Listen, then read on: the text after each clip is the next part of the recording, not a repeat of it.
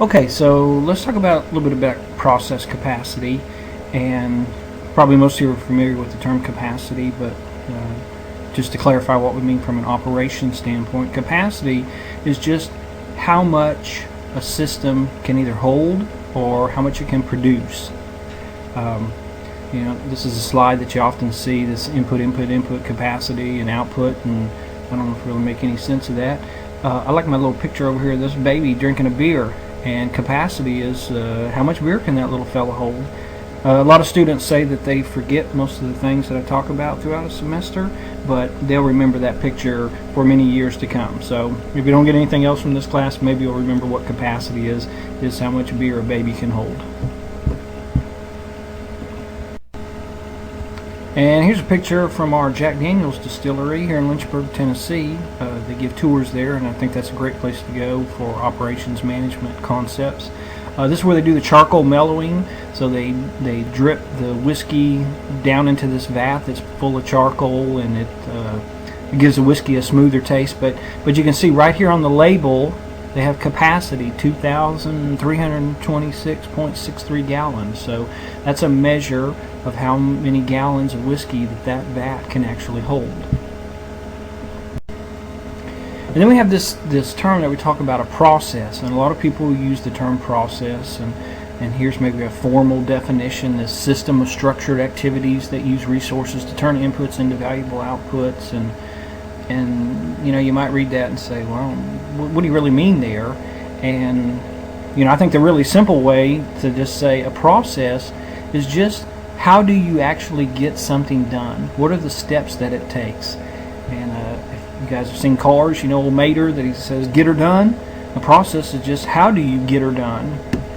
And one thing that we can sort of think about when we think about a process is, what are the activities that go on in that process? What are the inputs? So what goes into the process? What are the outputs?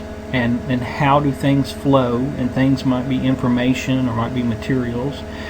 We'll talk a little bit about process structures later in this course, and management policies affect how a process is actually performed, because you have to stay within your management policies and procedures. And we're not going to spend really any time right here for this first module on process mapping or flow charting or value stream mapping.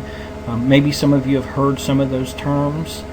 Those all are similar. Usually a flow chart is kind of the first step, where we just make a graphical representation of a process and decisions. We sort of add to a flowchart process mapping, puts a little more information in there. Value stream mapping is where we really start putting where expenses start to pile up. But just sort of a basic idea here.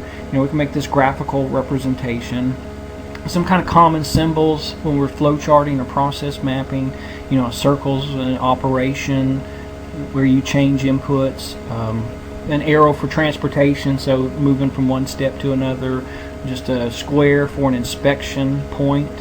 Kind of almost looks like a capital D for a delay, and then an upside down triangle for storage.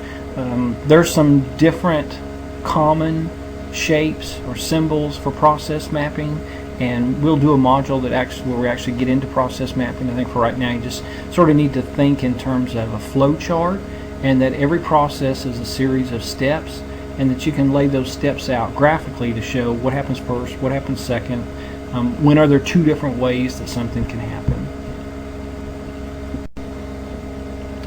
So back to our ideal of capacity. I don't know if any of you have ever seen these gigantic merry-go-round carousels for milking cows. We can think about capacity for a system like that, and we might have some different terms that you may use in your own work. Maximum capacity is usually referred to as the most you could get done theoretically, and theoretically means there are no breakdowns, there are no delays, nobody calls in sick, nothing goes wrong, sort of in a perfect world. And so in this example, in a perfect world, maximum capacity 200,000 units per day. Effective capacity is usually more what you actually expect to happen. So you take away some of your capacity. In this example, they say maximum capacity is 200,000 units a day, but effective capacity, what we really expect to happen, is 120,000 units per day. And you might say, where'd the other 80,000 units per day go? Well, they went to late starts and early quits and machine breakdowns and cows that didn't get up on the carousel where they were supposed to get on the carousel, and sort of lost resources. In your operation, you might sort of refer to something like that as your productivity or your efficiency. But effective capacity says what we really expect to get in a day. And then we have what we actually complete. So, we would have a maximum, an effective, and then an actual. And if you look in this example, the actual is actually more than the effective. And that happens a lot of the time, Effective capacity, we may take out time for, again, like a late start or an early quit or a machine breakdown or waiting for information. And sometimes things just go right more than we expect them to go right. And so our actually is above effective capacity. Here's a block plant. So same type of issues related to capacity in a block plant that you would have in a cow milking facility. You have a maximum capacity of this block plant. You sort of think about it from a theoretical standpoint of if every machine is running 24 hours a day, no breakdowns, no defective items, no shutdowns for any reason, how much could this facility produce? And then you would have something like an effective capacity.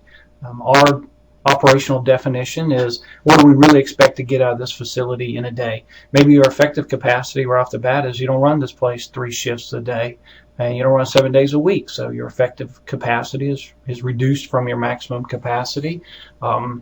Maybe you know that you have some machine downtime, so you don't really expect a machine to run 8 hours a day just because you have an 8-hour shift. You have some startup time, you have some cleanup time, you have breaks in there, you have just flat out maintenance breakdowns. And so your effective capacity is what do you actually expect to produce from this facility in a day. And then you got your actuals, and sometimes the actual is less than effective, and sometimes the actual is more than effective capacity. Sometimes things go better than you expected, so you can have over 100% productivity when you think about what you actually produce compared to what you expected to produce. Sometimes you have less than 100% productivity, and I always say, a lot of you have seen that bumper sticker that says stuff happens. Sometimes stuff happens in the real world, and that takes away from your capacity when stuff happens.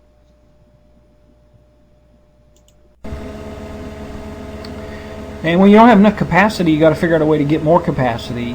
Hopefully many of you are in organizations and in an environment where you have more demand than you have supply, and so you have to start figuring out, where do I get the excess capacity? And there's some ways we can do that. One way is to just increase utilization. And when we think about utilization, especially maybe we think in terms of a machine or in terms of a person, it's how much of during the workday is that machine or that person actually being utilized for productive work. And we call that uptime. In a machine environment, we'd call that uptime versus downtime. So we want to increase the uptime. If we have a machine and it's sitting there for 8 hours, how many hours did it actually run during that 8 clock hours?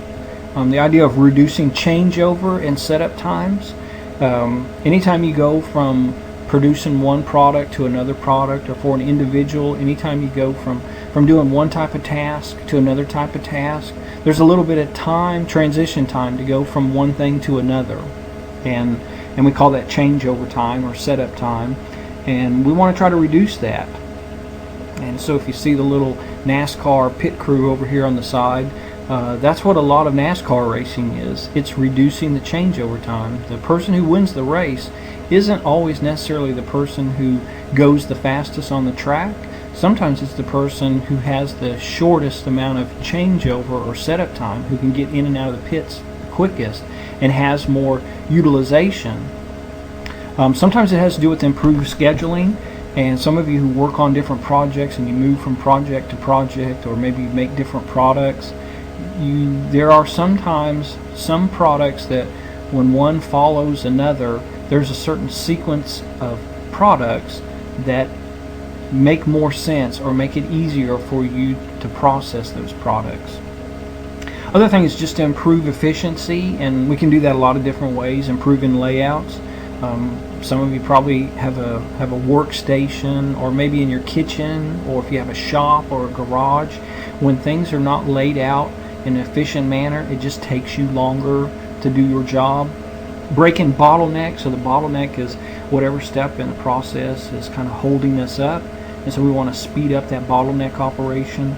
Reduce or buffer variation, so variation kind of eats away at our process capacity, and we want to make things consistent. Increasing labor productivity and just being more efficient.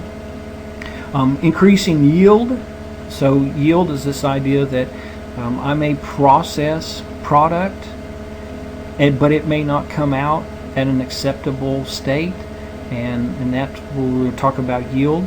So I may process 100 pounds of product as raw materials, and I may only come out with 90 pounds of good finished goods, and the 10 pounds that we lost, that's in yield. We'd have a 90% yield there. There's some strategies and techniques for increasing yield. Voice of the customer and Poka-yoke are both concepts that sort of originated with Lean, or the Toyota production system. Increasing our process capability and control.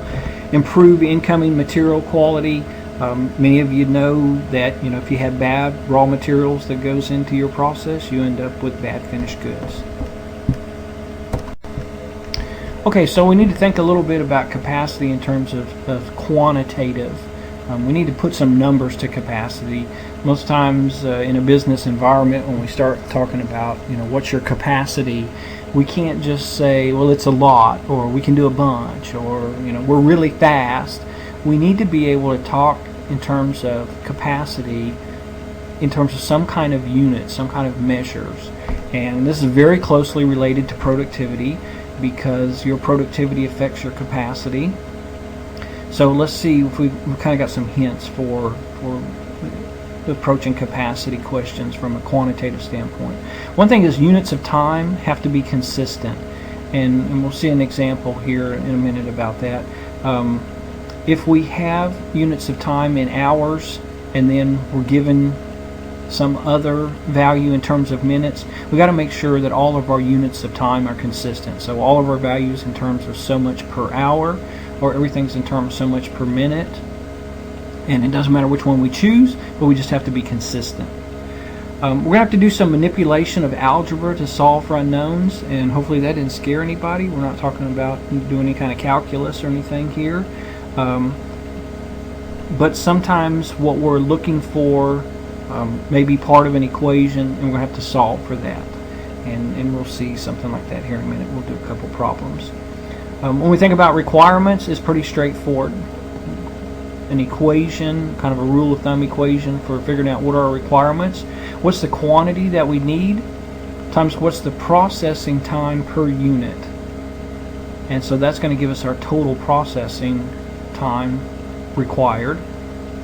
The output that we can produce is the number of resources, so the number of machines, or the number of trucks, or the number of people, times the time that you have those trucks or machines or people available, times some kind of output per unit time. And here's an example where the units of time have to be consistent. If I say I have 4 people, that's my number of resources, 4 people, and they're here for 8 hours, so their time available is 8 hours, and they can produce 100 units a minute, then I can't multiply these together. I can't take 8 hours and multiply by the output per minute. I got to get consistent. If my time available is in terms of hours, then my output per time's got to be output per hour. If my output is per minute, then I got to get my time available to minutes. So I just got to watch out about this. Be consistent with your units of time. And maybe a little bit different than some of you are used to, when we have fractions of a resource, we're going to round up. So if we say that we need 3.2 machines, then we're going to round up to 4, even though it's not half or more. And we'll sort of see why you have to do that, but on a real basic level, one of the reasons you have to do that, if you're not considering increasing the amount of time you have available, is if I say I need 3.2 machines and I round down and say, well, okay, I'll just have 3 machines, then that means I don't have enough capacity.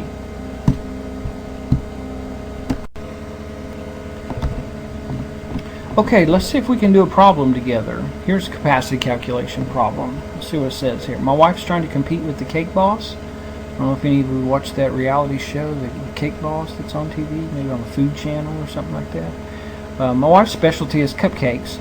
She's asked me to help determine the number of ovens that she needs. So this looks like a capacity question. She wants to know how many ovens, how many resources she needs. She estimates that she'll be making 9 dozen cupcakes per hour. Each dozen cupcakes require 4 cups of flour and 2 cups of sugar. It takes 25 minutes of oven time to bake a dozen cupcakes. She'll sell a baker's dozen, which is 13 cupcakes, for $11. How many ovens does she need? And I say, welcome to my world.